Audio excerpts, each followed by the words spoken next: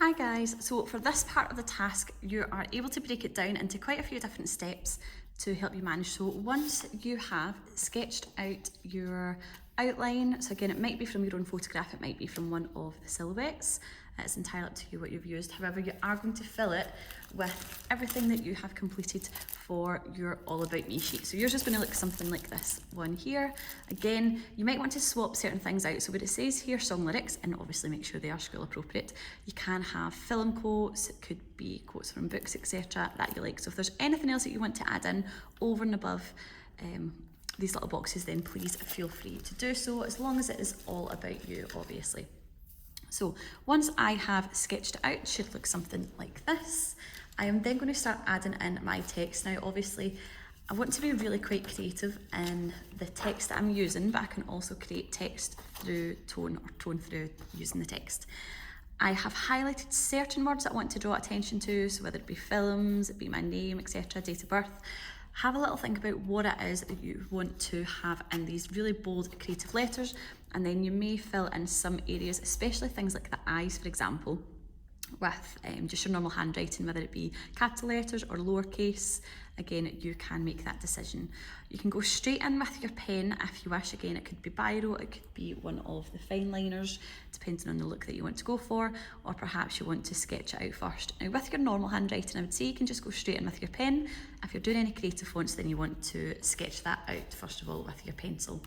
Now, rather than just having everything kind of written in randomly, what I'm going to do is section off my portrait. So you can see here, I've kind of followed the contours of the kind of outside of my portrait, making sure that I am going to have every kind of section packed. You can see I don't actually have a lot of negative space in this example here.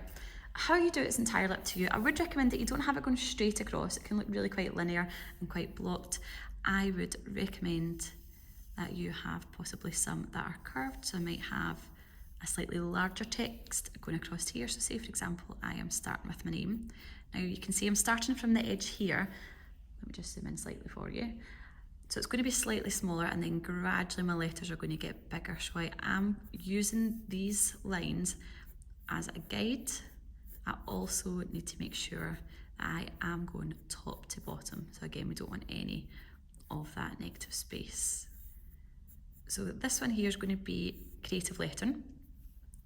I am going to either use my phone, so again you can use your device and go on the website DaFont, and then you're obviously able to see lots and lots of different types of font there, or we have the packs that you can use in school.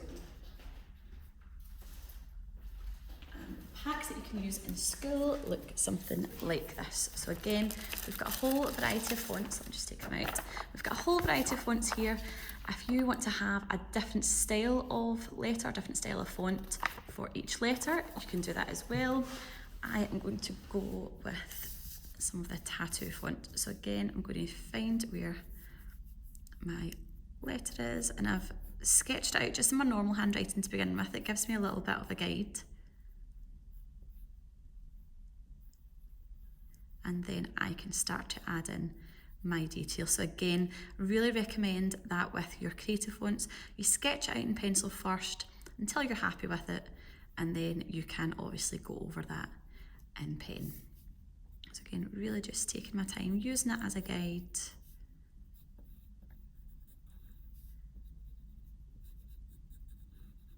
And then you can outline it in your pen. So please take your time, you're not in any rush. The focus is going to be on quality. So please make sure, again, as I said, you are putting a great deal of effort in. You've been really creative with the different types of font that you use. You can utilise the fonts that you have experimented with in your book. So again, that was for your very first task.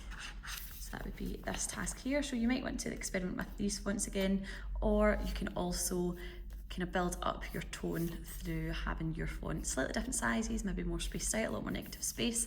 That is entirely up to you. If you have several tones in your portrait, what you can also do is vary the type of pen that you use. So for my lighter areas, I might use a really thin biro pen. I might start to use one of the fine felt tips. for my slightly darker areas, and then I might use something a little bit thicker for the rest of my area. But again, it's entirely up to you. But what you should have at the end is something that looks like this. Very, very creative, filled with absolutely everything about you. The more you fill in this how, or this all about me sheet rather, so the more you fill in this sheet, then obviously the more you have to write here. It might be that in some cases you get a little bit repetitive in order to fill in these gaps, but again, vary your style of text, creative fonts, capital letters, lowercase, etc., and you will have a really dynamic portrait.